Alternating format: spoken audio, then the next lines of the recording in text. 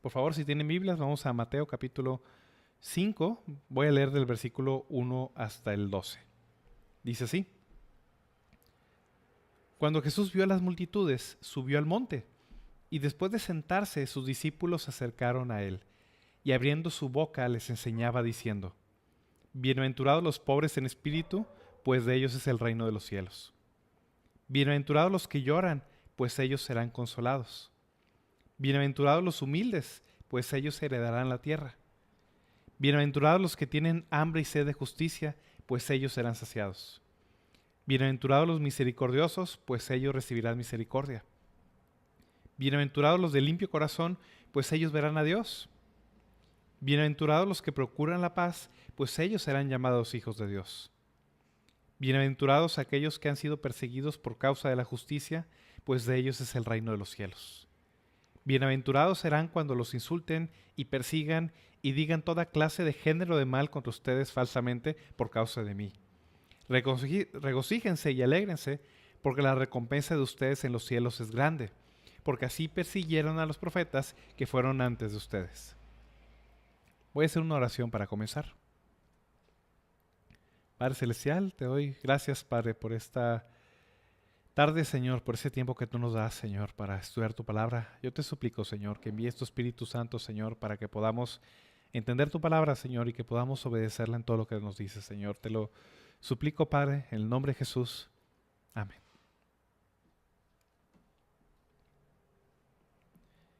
Esta sección que acabamos de leer, y que es el comienzo del Sermón del Monte, le conocemos como las bienaventuranzas.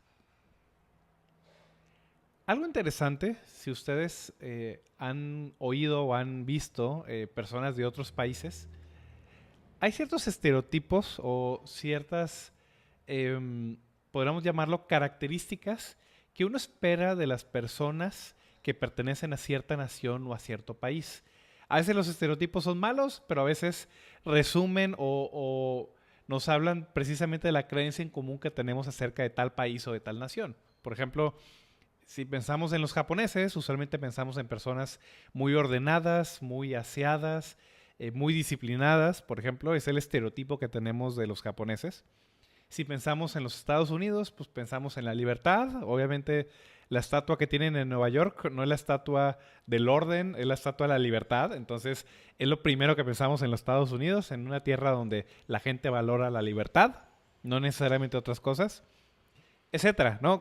Si pensamos en México, pues la gente piensa en los mexicanos que somos personas muy alegres, muy fiesteras, muy amables, etcétera. Entonces, cada país o cada nación pues tiene ciertas características, pueden ser verdad o pueden ser no ser verdad, pero de cierta manera resumen o de cierta manera ejemplifican cómo son los habitantes de esa nación.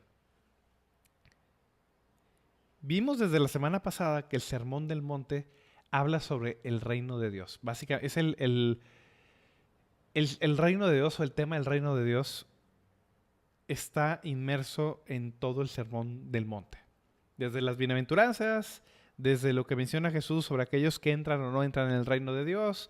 El mismo Padre Nuestro tiene cláusulas como venga tu reino, por ejemplo, etcétera. Entonces, todo el Sermón del Monte habla sobre el reino de Dios. Y esa parte de las bienaventuranzas es muy importante porque las bienaventuranzas responden o resumen las cosas más básicas acerca del Sermón del Monte y acerca del reino de Dios.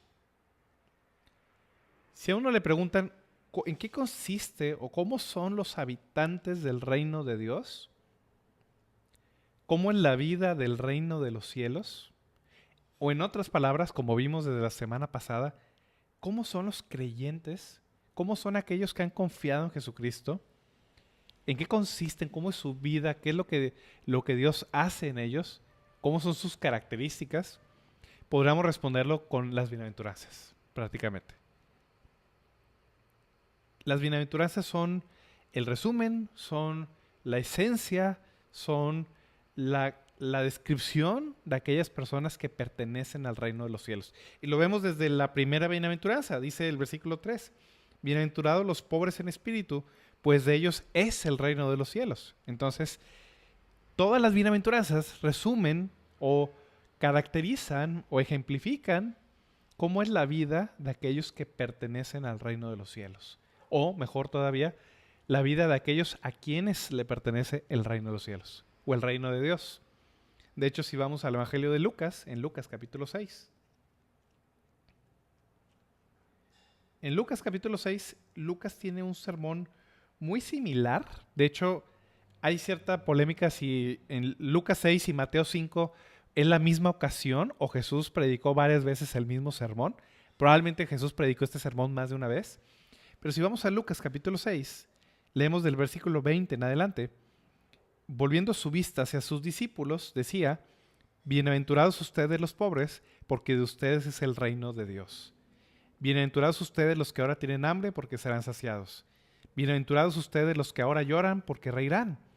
Bienaventurados son ustedes cuando los hombres los aborrecen, cuando los apartan de sí, los colman de insultos y desechen su nombre como malo por causa del Hijo del Hombre.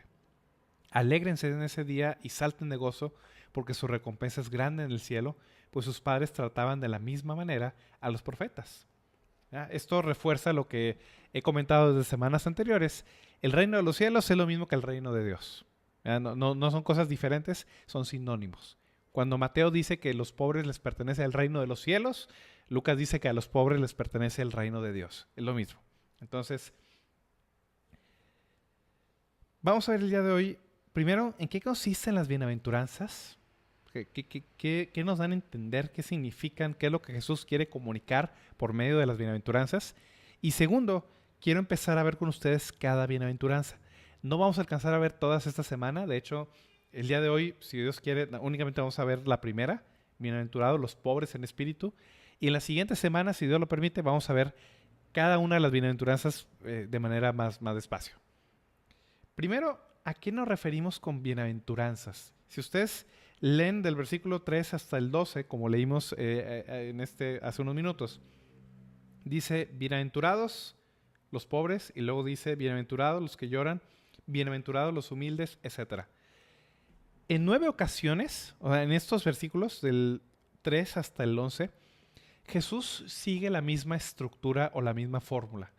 Primero dice bienaventurados, la palabra bienaventurados. Luego menciona quiénes son esos bienaventurados, o sea, la identidad de esas personas.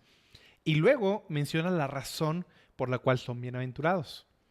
Jesús repite 9 veces bienaventurados, bienaventurados, bienaventurados. Luego menciona estas personas que son bienaventuradas: los pobres en espíritu, los que lloran, los humildes, los que tienen hambre y sed de justicia, los misericordiosos, los de limpio corazón, los que procuran la paz, los que han sido perseguidos por la justicia, y bienaventurados aquellos cuando los insulten y les persigan. Y después Jesús dice: bienaventurados tales personas, la identidad de esas personas, 9 veces. Y luego Jesús menciona la causa de esa bienaventuranza. Bienaventurados los pobres, pues de ellos es el reino de los cielos. Bienaventurados los que lloran, pues ellos serán consolados. Es la razón por la cual esas personas son bienaventuradas. Bienaventurados los humildes, pues ellos heredarán la tierra.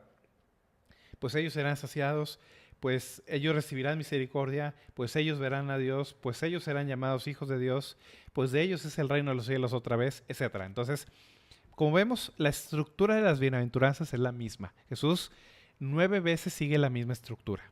La palabra bienaventurados, quiénes son esos bienaventurados, y luego la razón por la cual son bienaventurados. Quiero enfocarme primero en esa palabra clave, en esa palabra que se repite en las bienaventuranzas, por eso las conocemos así. ¿Qué significa la palabra bienaventurado? No es una palabra que utilicemos comúnmente en español, porque casi nadie la utilizamos en nuestra vida cotidiana. ¿Qué significa bienaventurado? Hay traducciones de la Biblia que lo traducen como dichosos. Por ejemplo, la Nueva Versión Internacional dice: dichosos los pobres en espíritu, dichosos los que lloran, dichosos los humildes. Hay algunas traducciones que que traducen este pasaje como felices. Felices son los pobres, felices son los que lloran, felices son los humildes. La verdad es que ninguna palabra en español logra capturar todo lo que esta palabra implica. La palabra bienaventurado, algunos lo han traducido como 1000 veces feliz o extremadamente dichoso no necesariamente significa alguien alegre, y lo vamos a ver a continuación. Bienaventurados los que lloran, o sea, estas personas están llorando, no es como que tienen fiesta y tienen una gran sonrisa. Pero la palabra bienaventurado no solo habla de una felicidad o de un contentamiento temporal. La palabra bienaventurado, por así decirlo, es el diagnóstico de Dios, es la manera en la que Dios ve, la manera en la que Dios percibe a estas personas. La palabra bienaventurado habla de la bendición de Dios sobre la vida de estas personas. En pocas palabras. Podríamos traducirlo como benditos, bendecidos. Benditos los pobres, benditos los que lloran, benditos los humildes. A eso se refiere esta palabra. Jesús la repite 9 veces esta palabra. Bienaventurados los pobres, bienaventurados los que lloran, etc. ¿Qué está haciendo Jesús? ¿Por qué está repitiendo tantas veces esta palabra? ¿Qué quiere lograr? ¿O qué está haciendo Jesús? ¿O qué quiere lograr? ¿O qué nos quiere comunicar? Cuando menciona 9 veces esta palabra y menciona 9 veces qué tipo de personas son las dichosas o las bienaventuradas en este caso. Hay algo de contexto que tenemos que entender antes. Si ustedes han leído el Antiguo Testamento anteriormente, en el Antiguo Testamento, cuando los profetas realizaban sus profecías, la profecía es hablarle al pueblo de parte de Dios, básicamente. Los profetas tenían 2 tipos de profecía. Había 2 tipos de profecía básicas que los profetas realizaban. Uno le conocemos como la profecía de bendición y otro le conocemos como la profecía de maldición o las maldiciones. Bendiciones y maldiciones. ¿A qué me refiero con cada una? Las profecías de bendición o las bendiciones era el pronunciamiento o era la invocación de la bendición, de la aceptación de Dios sobre una persona, sobre una actitud o sobre algún acontecimiento. Una bendición básicamente es decir, Dios está muy contento, Dios bendice, Dios aprueba, a Dios le encanta este tipo de personas o esta actitud o estas acciones.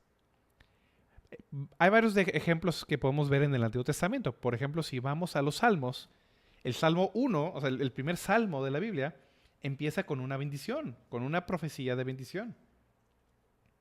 Si vamos al Salmo 1, versículo 1, dice, cuán bienaventurado es el hombre que no anda en el consejo de los impíos, ni se detiene en el camino de los pecadores, ni se sienta en la silla de los escarnecedores, sino que en la ley del Señor está su deleite, y en su ley medita de día y de noche. El primer salmo de la Biblia comienza con una bendición. Bienaventurados, cuán dichosos, cuán bendecidos son aquellos que no andan en el consejo de los impíos, ni se detienen en el camino de los pecadores, ni se sientan en la silla de los escarnecedores, sino que al contrario, en la ley del Señor está su deleite o su delicia. ¿Qué está haciendo el Salmo 1? Está pronunciando, está invocando la bendición de Dios sobre estas personas.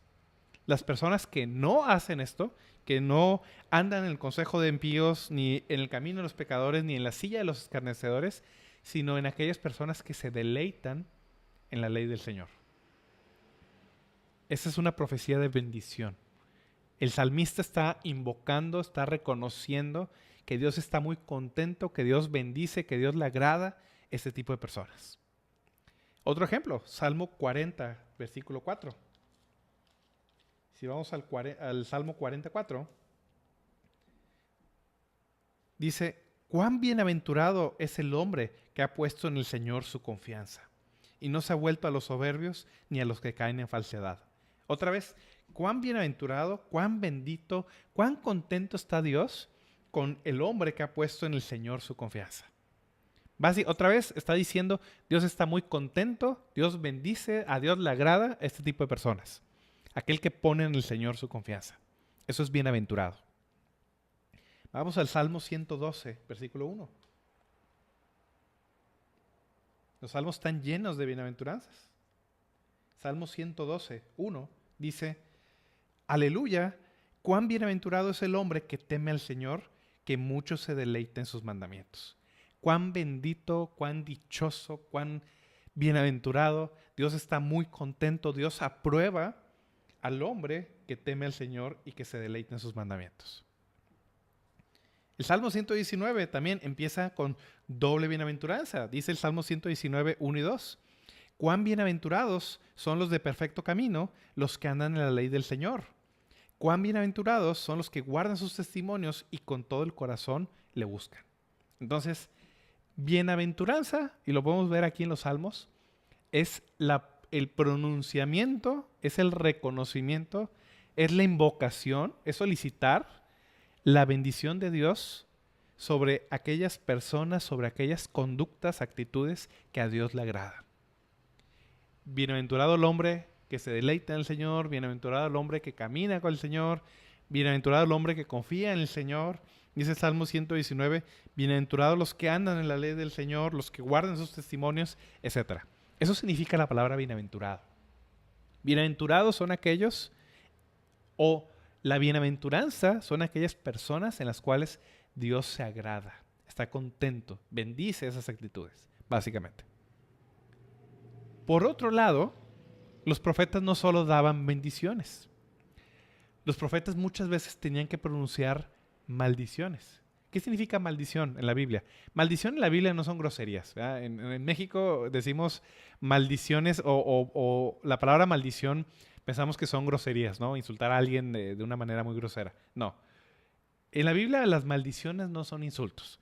Maldiciones significa invocar el juicio de Dios, al contrario de la bendición, es invocar el juicio de Dios sobre ciertas personas, sobre ciertas actitudes, sobre ciertas conductas que desagradan a Dios. Una maldición en la Biblia significa esta persona Dios no le agrada.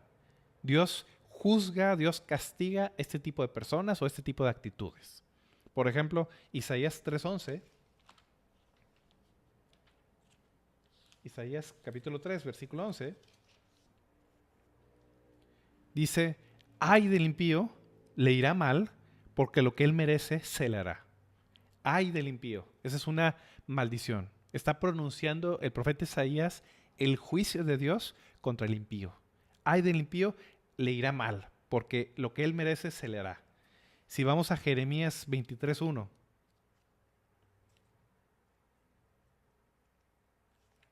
Jeremías 23:1.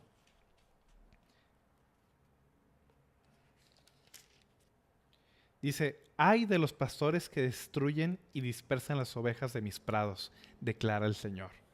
Ay de los pastores que dispersan las ovejas de mis prados. O sea, Dios está pronunciando la maldición, está pronunciando juicio contra estas personas que están haciendo algo que a Dios no le agrada. Si se fijan, las bendiciones empiezan con la palabra bienaventurado, las maldiciones comienzan con la palabra ay. Es un lamento. Ay de aquellos que hacen esto. Ay del impío. Ay de estos malos pastores. Por ejemplo, en Mateo 23, Jesús pronuncia varios ayes, varias maldiciones. O sea, lo opuesto a la bendición, Jesús está pronunciando la maldición de Dios contra los escribas y fariseos. Mateo 23:13 dice, ay de ustedes, escribas y fariseos hipócritas, que cierran el reino de los cielos delante de los hombres. Versículo 14, ay de ustedes, escribas y fariseos hipócritas. Versículo 15, ay de ustedes, escribas y fariseos hipócritas, etcétera, etcétera, etcétera. Mientras que en el Sermón del Monte Jesús está declarando bienaventuranzas, bendiciones, acá en Mateo 23 Jesús está pronunciando maldiciones, en el sentido de que Él está invocando, está denunciando a los escribas y fariseos, está avisándoles, por así decirlo, que el juicio de Dios viene contra ellos. Ay de ustedes, escribas y fariseos hipócritas, etc. Son los dos tipos de profecía que hay en la Biblia, prácticamente. Bendición y maldición. Bendición, lo que a Dios le agrada, lo que Dios aprueba, lo que Dios bendice, lo que a Dios lo tiene muy contento. Y las maldiciones o los ayes son lamentos, son advertencias de juicio contra personas, contra acciones que desagradan a Dios, que Dios juzga, que Dios condena. Ahora entendemos qué está pasando aquí. Regresando a Mateo 5, cuando Jesús está pronunciando estas bienaventuranzas, está pronunciando la bendición de Dios sobre cierta clase de personas. Lo primero que nos enseña el sermón más que el sermón del monte, las bienaventuranzas, perdón. Lo primero que nos enseñan las bienaventuranzas es la bendición de Dios, o es sobre qué tipo de personas está la bendición de Dios. Sobre qué tipo de personas Dios se agrada, prácticamente. Hay algo interesante en las bienaventuranzas. Hay personas que interpretan las bienaventuranzas como si fueran instrucciones, como si fueran pasos a seguir para entrar en el reino de Dios, ¿verdad? Entonces, hay gente que toma las bienaventuranzas y dice, bueno, hay que ser pobre, luego hay que llorar y luego hay que ser humilde. Pero Jesús no está dando instrucciones, no está diciendo sean pobres, sean humildes, lloren, tengan hambre y sed de justicia. Jesús no está dando indicaciones. Jesús no son imperativos, no son órdenes. Jesús no está diciendo sean de esta manera. Jesús está diciendo que aquellos que son así, aquellas personas que son de esta manera, son las bienaventuradas. ¿Qué significa esto? ¿Estos son pasos o requisitos para la salvación? No. Estos no son pasos para la salvación. No son requisitos de entrada al reino de los cielos. No son maneras de ganarse el cielo. No son maneras de recomendarse delante de Dios. Todo lo contrario, todo lo opuesto. Las bienaventuranzas únicamente son posibles porque aquellos que entran en el reino de Dios, aquellos que entran en el reino de los cielos, aquellos que son salvos, en pocas palabras, han nacido de nuevo. Son nuevas criaturas. Esa es la única manera en que una persona puede ser todo lo que dice estas bienaventuranzas. Jesús se lo dijo a Nicodemo. Si recuerdan en Juan capítulo 3, versículos 3 al 5,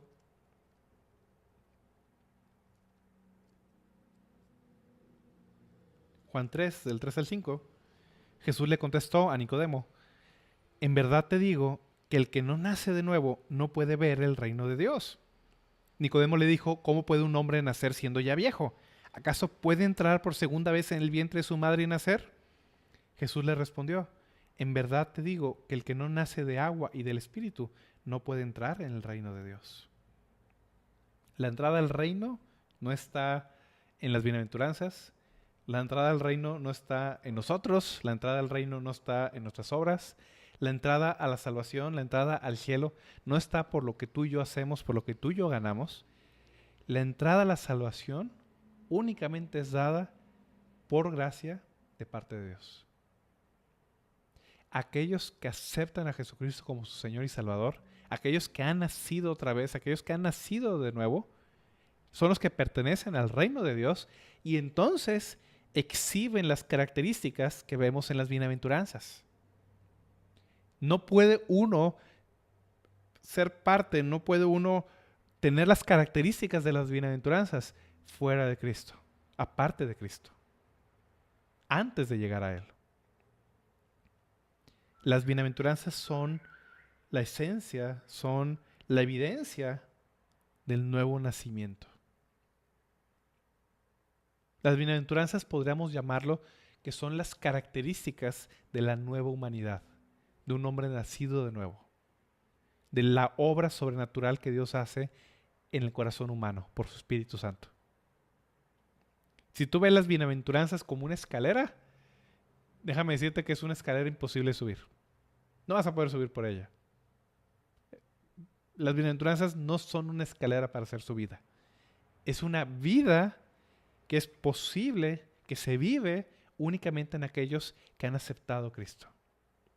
Eso es lo más importante que tienes que entender. Cuando veamos las bienaventuranzas, Jesús no está diciendo sean de esta manera, únicamente está evidenciando, está señalando, está demostrando quiénes realmente han entrado al reino de los cielos.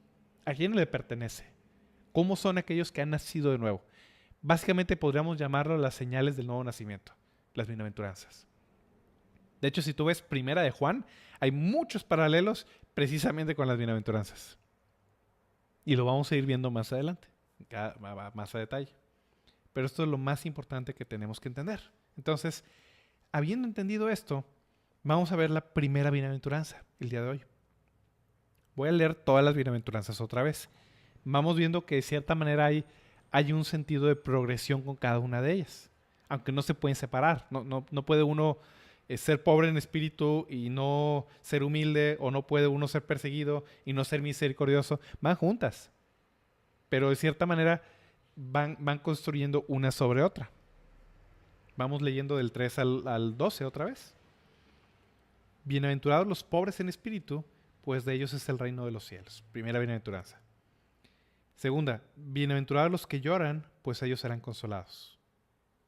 Tercera, bienaventurados los humildes, pues ellos heredarán la tierra. Cuarta, bienaventurados los que tienen hambre y sed de justicia, pues ellos serán saciados. Quinta, bienaventurados los misericordiosos, pues ellos recibirán misericordia. Sexta, bienaventurados los de limpio corazón, pues ellos verán a Dios. Séptima, bienaventurados los que procuran la paz o los que hacen la paz, pues ellos serán llamados hijos de Dios. Octava, bienaventurados los que han sido perseguidos por causa de la justicia, pues de ellos es el reino de los cielos. Y novena, que algunos, piensan que es la misma octava, bienaventurados serán cuando los insulten y persigan y digan todo género de mal contra ustedes falsamente por causa de mí. Regocíjense y alégrense, porque la recompensa de ustedes en los cielos es grande, porque así persiguieron a los profetas que fueron antes de ustedes. Estas son las bienaventuranzas. Estas son las evidencias, son las señales, son las características de todo verdadero creyente. ¿Cuál es la primera? Vamos a ver la primera. Bienaventurados los pobres en espíritu, pues de ellos es el reino de los cielos. Ya vimos que esta bienaventuranza viene en Lucas capítulo 6 también. Bienaventurados ustedes los pobres, porque de ustedes es el reino de Dios. El reino de los cielos y el reino de Dios es lo mismo. Ya lo vimos con esto. Antes de ver esta bienaventuranza, algo interesante de las bienaventuranzas. Si ustedes se fijan en cada una de ellas, no son lo que esperaríamos. Definitivamente no es lo que el mundo espera, no es lo que el mundo valora, no es lo que el mundo anhela, no es lo que el mundo busca, para nada. Jesús declara la bendición de Dios sobre los pobres, sobre los que lloran, sobre los humildes, sobre los que tienen hambre, sobre los misericordiosos, sobre los limpios, sobre los pacíficos o los pacificadores, sobre aquellos que son perseguidos, contra aquellos que son insultados, perseguidos. ¿Quién del mundo quiere eso? ¿Quién de nosotros, humanamente hablando, queremos eso? Nadie. No vivimos para ser más pobres, no vivimos para llorar, para ser infelices, no vivimos para tener hambre, no vivimos para hacer la paz, para buscar el bien de otros. Naturalmente no vivimos para eso. ¿Qué es lo que el mundo valora? El mundo valora a los independientes, el mundo valora a los ricos, el mundo valora a los poderosos, el mundo valora la fiesta, la alegría, el placer. El mundo celebra el pecado, el mundo busca la fama, el mundo busca el estatus, que todo el mundo hable bien de ti. Eso es lo que todo el mundo busca naturalmente. Entonces, los judíos en ese entonces, igual que hoy en día muchas personas, piensan que el favor de Dios o la bendición de Dios está en las cosas materiales, está en el estatus, está en la riqueza, está en la comodidad. Los judíos pensaban que los ricos eran los que eran bendecidos por Dios porque no les faltaba nada, porque tienen dinero, porque nunca padecen ninguna necesidad. Bajo esa lógica que sigue hasta hoy en día, pues pensaríamos que el favor de Dios está sobre los poderosos, los famosos, los ricos, aquellos que son bien parecidos y guapos, aquellos que tienen todo a su disposición y son independientes y son fuertes. Pero no es esa clase de personas las que Jesús llama bienaventurados.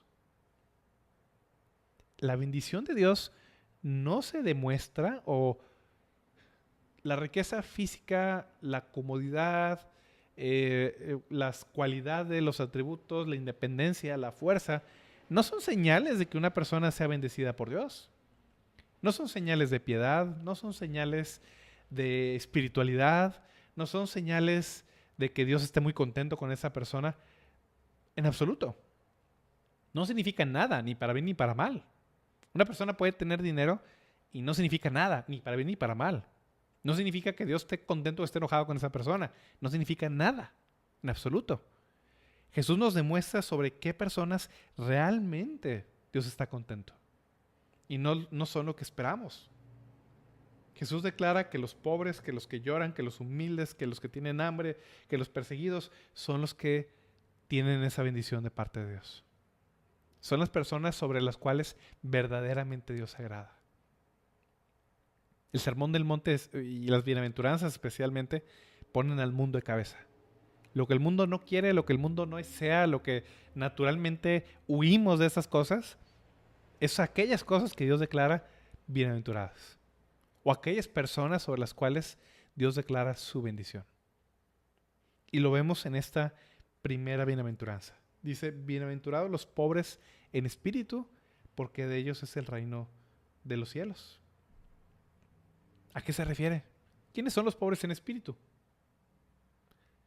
Hay gente que toma este versículo, o el de Lucas, que menciona a los pobres, no menciona más detalles, y piensa, bueno, habla de pobreza material, ¿no? Y inclusive, no voy a decir nombres, pero hay políticos que toman esto y dicen, bueno, es que mi gobierno es para los pobres, y etcétera, ¿no? No está hablando Jesús de pobreza material. ¿A qué se refiere Jesús con bienaventurados los pobres? La pobreza de espíritu es la actitud que reconoce que no hay nada que yo tenga delante de Dios que sea merecedor de algo.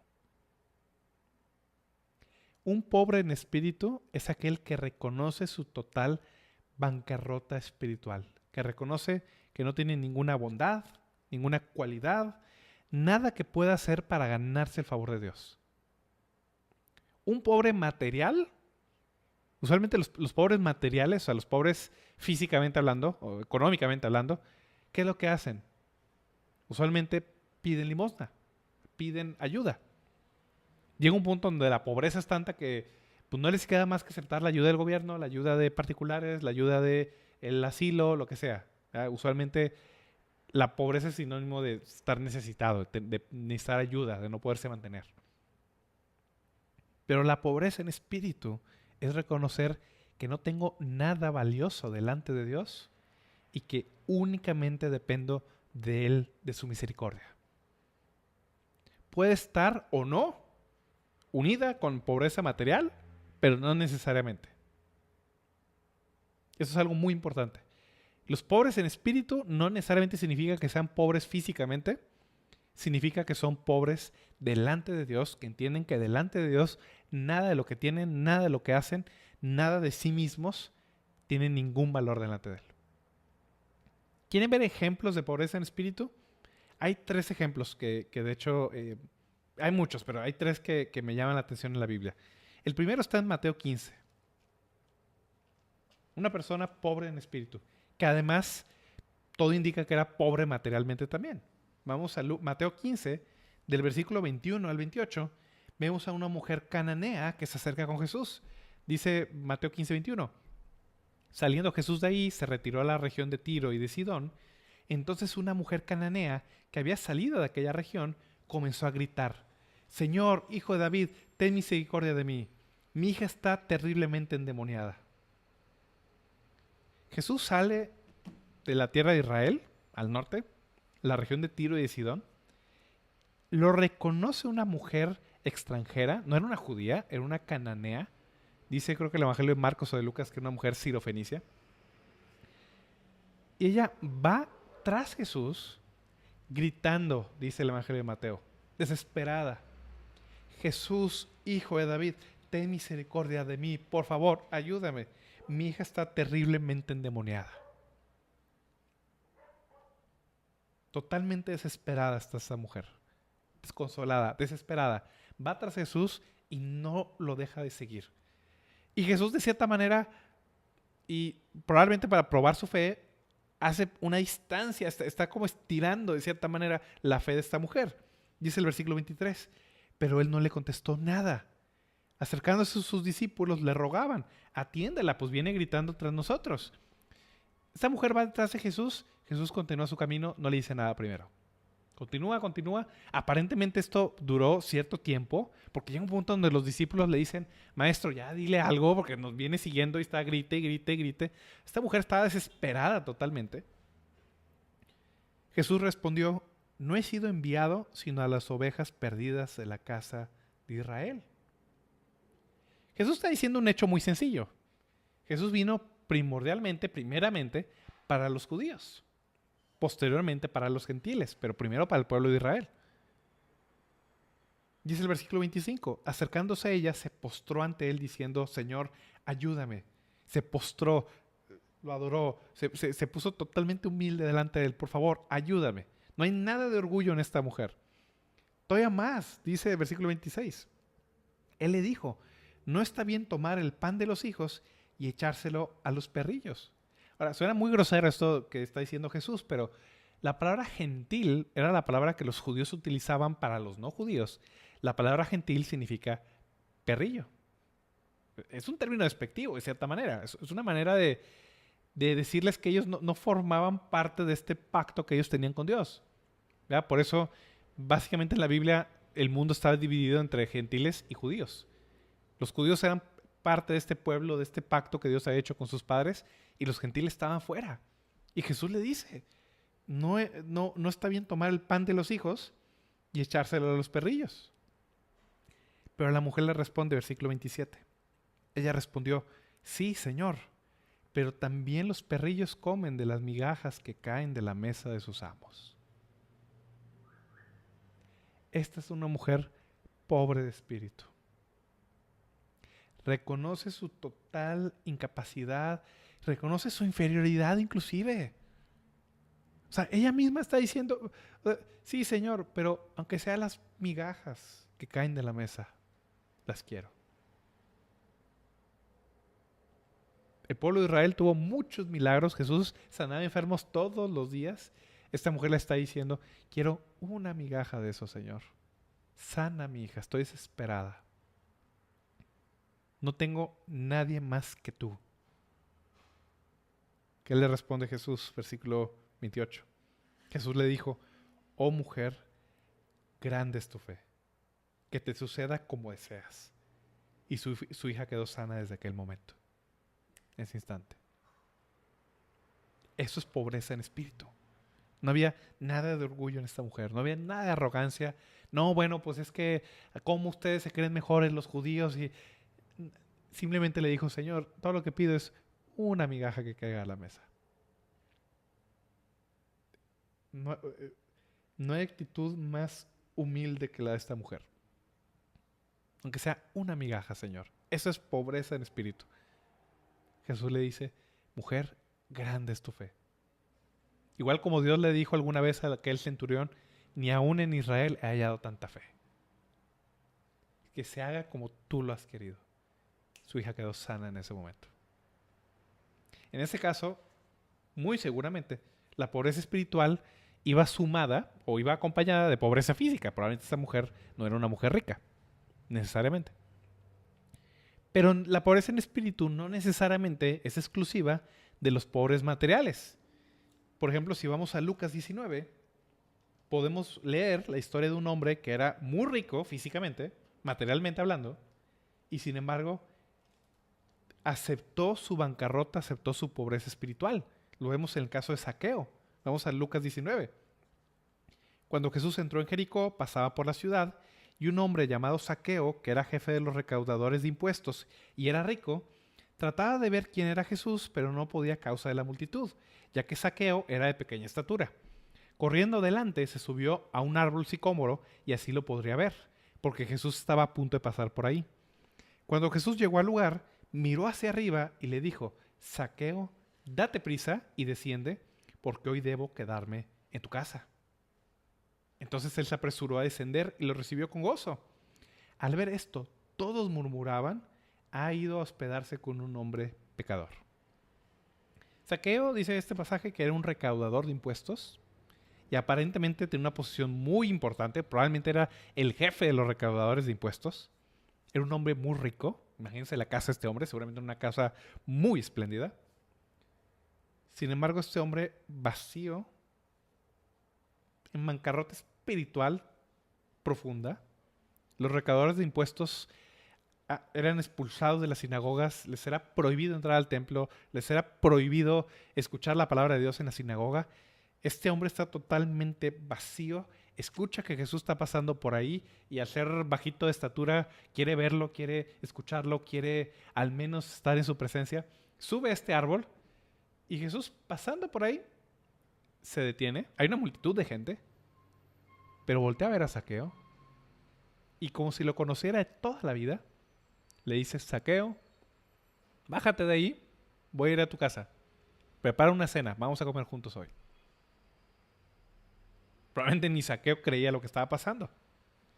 ¿Qué sucede con Zaqueo? Versículo 8. Pero Zaqueo, puesto en pie, dijo a Jesús: Señor, la mitad de mis bienes daré a los pobres. Y si en algo he defraudado a alguien, se lo restituiré cuadruplicado. Hoy ha venido la salvación a esta casa, dijo Jesús, ya que él también es hijo de Abraham, porque el Hijo del Hombre ha venido a buscar y a salvar lo que se había perdido.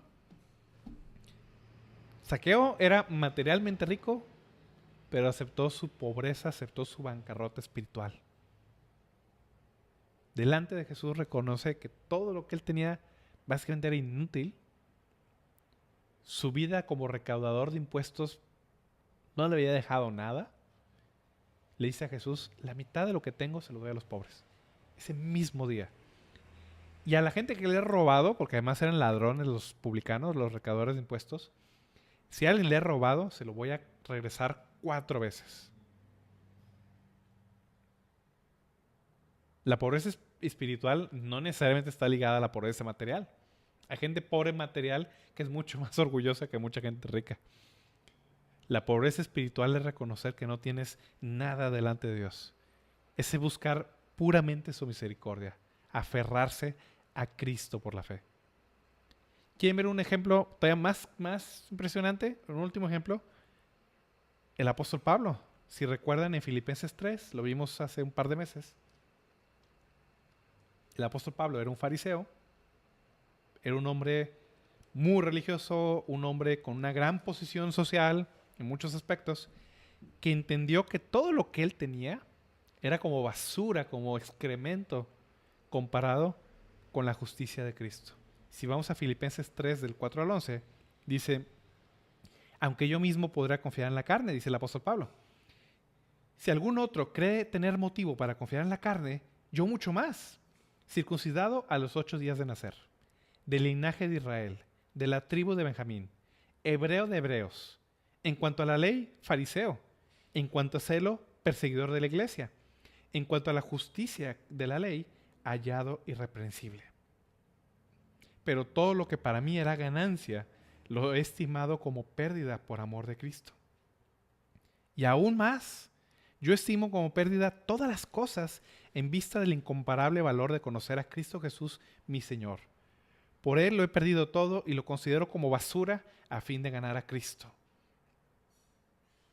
El apóstol Pablo entendió que todo lo que él tenía, todo lo que él se enorgullecía, el ser judío, el ser de la tribu de Benjamín, el ser fariseo, el haber sido criado en la ley, el ser un hombre respetable, el ser un hombre irreprochable humanamente hablando, él entendió que todo eso era basura, no servía espiritualmente para nada. Él abandonó todo ese orgullo, toda esa gloria en su propia carne, en su propia naturaleza, en su propio mérito, y aceptó lo único que tiene valor en el universo. Aceptó a Cristo. Aceptó a Jesús. Esa es la pobreza en espíritu. Esa es la pobreza en espíritu. La pobreza en espíritu no es pobreza material, no es un sentido de inferioridad o de baja autoestima. La pobreza en espíritu es reconocer que Dios salva a aquellos que no se pueden salvar a sí mismos. La pobreza de espíritu es reconocer que no hay nada valioso, nada bueno en nosotros, que lo único valioso, que lo único genuinamente de valor espiritual es aferrarnos a Cristo Jesús. Aceptar a Cristo como nuestro Señor y Salvador. Esa es la primaria,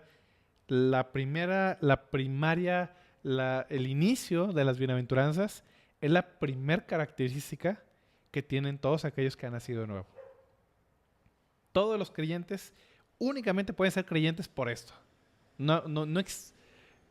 Alguien que se gloría en su carne, lo vimos en Filipenses 3, cuando lo estudiamos aquella vez, no es un verdadero creyente.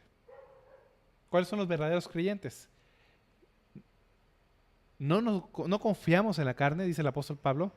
Adoramos a Dios en espíritu, nos gloriamos en Cristo Jesús, únicamente. Eso es pobreza en espíritu.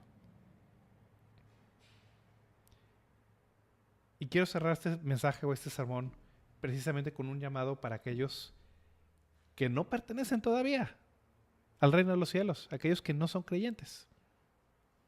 Puede que tú pienses que tus obras te van a salvar.